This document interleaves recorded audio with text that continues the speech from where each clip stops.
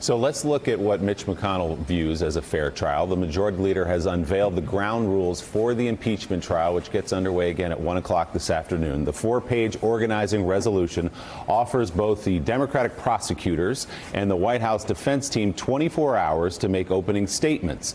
But the time must be confined to 2 working days, basically 2 12-hour slots. Once each side has made its case, senators will be given 16 hours to ask questions in writing.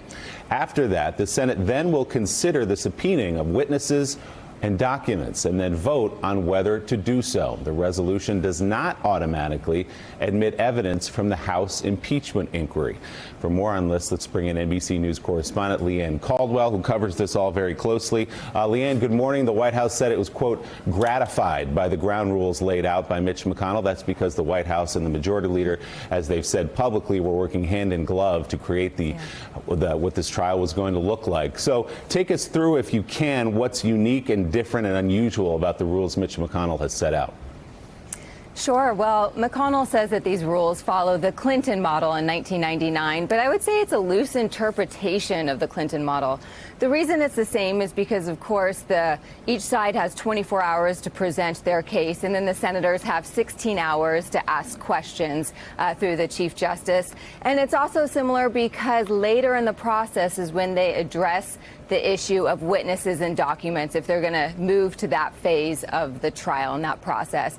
But there's a lot of differences here, and the differences are purely designed to help this president.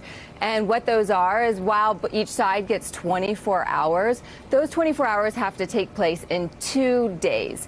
And so that means that some of this argument could take place late into the night. The Senate trial doesn't start until 1 p.m. every day. And another difference is that the White House is able to make any motion that they want.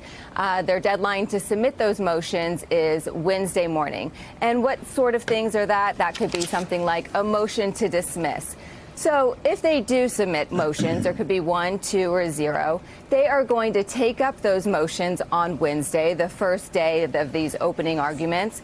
And then when that process is over, then they will go into the opening statement. So theoretically, the House prosecutors might not start their day 1 of 2 days of 24 hours of arguments until 3, 4, maybe 5 o'clock at night, giving them the night to make these arguments to the American public. So there's lots of semantics in here that are going to make it very difficult for the House prosecutors and have a lot of difficult votes for these moderate Republicans, too. So, Leanne, on these 2 points of whether or not the evidence that we saw in the House will even appear in the Senate, whether or not it will be admitted in the Senate, that's one question.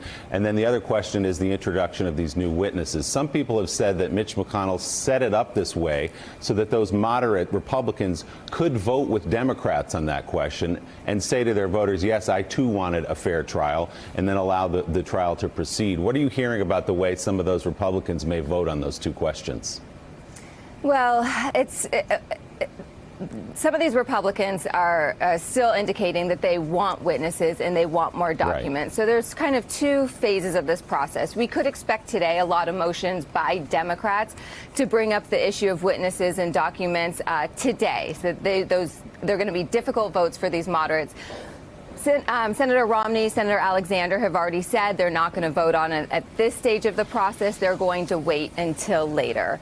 But then again, at the end of this process, after we hear these opening statements and there's question and answers, McConnell made it there's going to be a vote on if they want to move to the question of witnesses. Right. So there's going to be all of these procedural votes that these moderate Republicans have to take over and over again on these issues. And they're going to be under a lot of pressure, by this White House and by McConnell to stay united. All right, Leanne Caldwell, we're going to be seeing a lot of you over the next couple of weeks. Thanks so much.